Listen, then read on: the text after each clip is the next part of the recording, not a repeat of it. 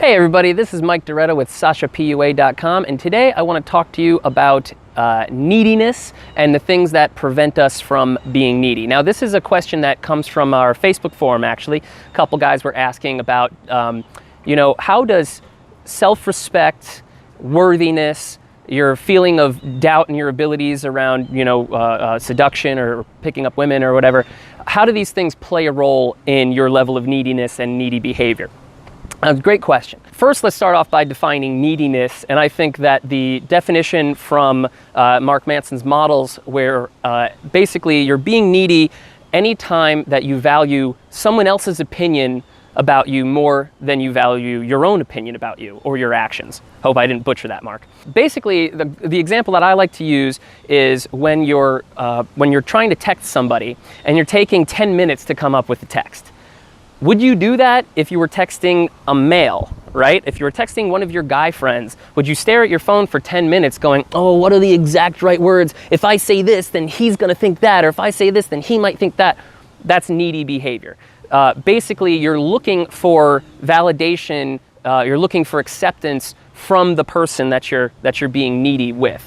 So it makes sense that, having a lot of self-respect, having a high feeling of worthiness, all that kind of stuff would help mitigate neediness, would help decrease it for you, because, when you're confident, when you're already confident in what you're doing, what you're saying, how you're behaving, even your whole lifestyle, then you don't have these needy thoughts. You're not sitting there wondering, oh, how is this person gonna feel about this? Because you already know that, or you already feel that what you're doing is right, is the correct thing. Meaning that if they have a negative response, that means that they're proving to you that they're actually not a compatible match with you.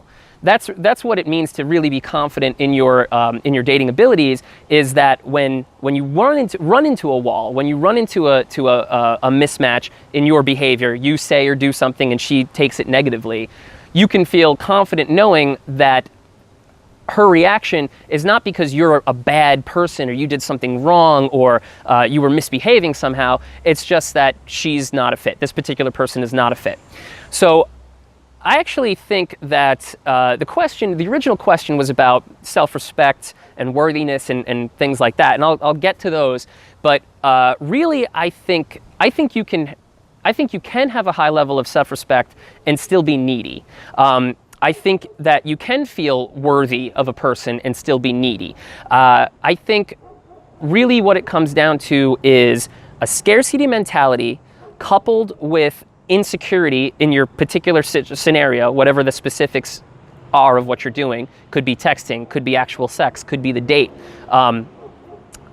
Those two things combined make for needy behavior, because you're thinking to yourself, okay, number one, I'm not confident in what I'm doing, so there could be things that I'm doing wrong, so I should probably double check with the person. That just makes logical sense, except the double checking comes off as very weak and needy. And then the scarcity mentality makes you go, I can't mess this one up. If I mess this one up, who knows when I'll have another opportunity, who knows when I'll have another chance. So you really over-focus or hyper-focus on the thing that you're doing, and that's what leads to 10 minutes to send a 3-sentence text, right?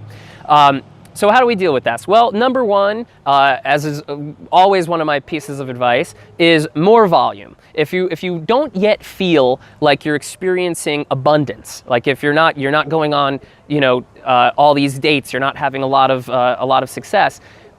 Like 90% of the time when I hear that stuff, it ties back to, now this is assuming you're trained, right? Assuming you follow our philosophies and you know what you're doing out there. Assuming you know what you're doing, then it's usually a matter of just not practicing enough. I'll talk to somebody that is trained with us, months ago, and they say, "Hey, Mike, I thought after the boot camp I would be getting all these results, but I'm not. What's wrong?"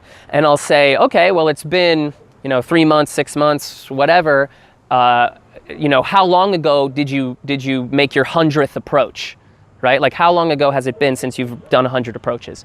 And they're like, "Oh, I don't think I've hit 100 approaches yet." And I say, "Wait a minute, you trained 3 months ago, 6 months ago, whatever, and you haven't made 100 approaches.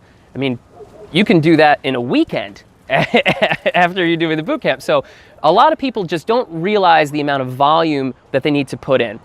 So once you fix that and you start doing more approaches, approaching 10 out of 10 beautiful women that you see in a given day instead of 8 out of 10 or 1 out of 10 or 0, you'll build momentum in positive experiences. People will be responding to you, and even if it's not the ideal experience, even if it's not like everything you want, like you didn't meet your soulmate or you didn't end up having sex with the person or whatever, all of that positivity, that positive energy builds to sort of demonstrate to you that the reality of this situation is abundance. It's not scarcity. When you know what you're doing and you don't have anything stopping you from doing it, it's only a matter of time until you realize that you're screening in the right people and you're no longer spending time with the wrong people. So things start to feel a lot more efficient, a lot more fluid, a lot more just overall positive.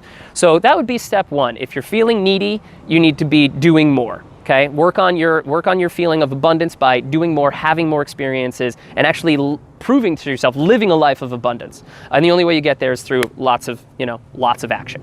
The other thing is that insecurity. So again, this comes from sort of knowing what you're doing, and these things are gonna.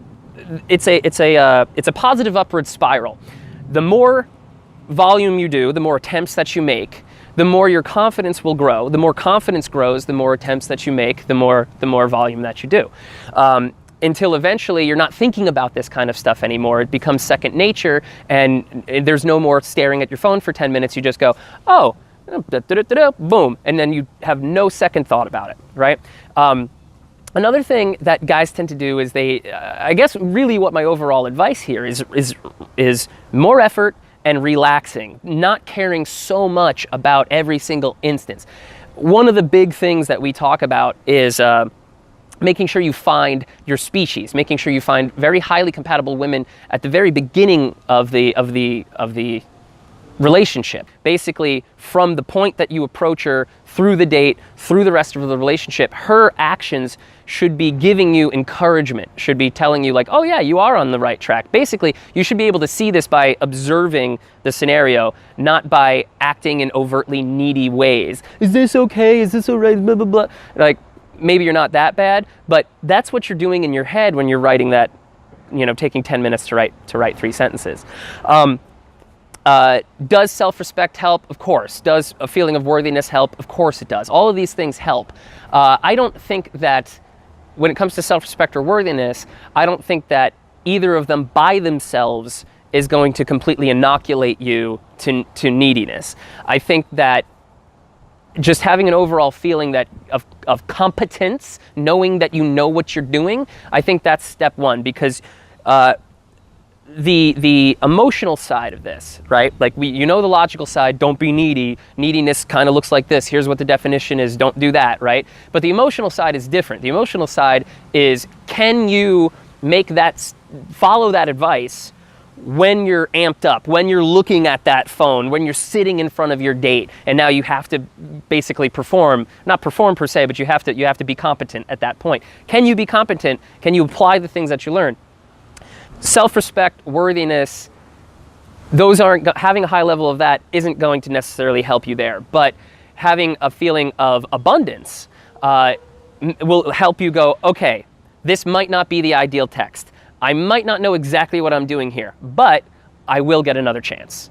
I will have another chance, if not with this woman, with another woman, and I'm never going to learn, and I'm never going to get over my neediness until I start acting like a non-needy person.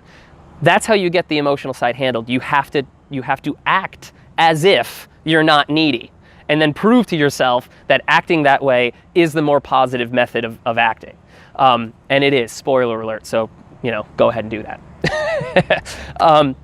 But yeah, that's just a little bit on the different factors that go into mitigating the feeling of neediness. Really, get out there, keep approaching, keep talking to people, keep staying on the right course, and in time you will start losing that thing. I think that it's a process like anything else. It's a mental shift, and you have a mental habit. You have neural pathways that are ingrained towards neediness. So what you need to do is recognize when it's happening, stop yourself, interrupt the pattern, and replace it with a more positive action in the real world. And then you got to step back and let go. You can't be a perfectionist about this stuff. You got to take the action and see what happens, and then just deal with the consequences. And that's a much more efficient, much better, less dramatic, and less mentally taxing way to live. So hope that's been helpful for you guys. Get out there, keep approaching, and we'll see you in the next video.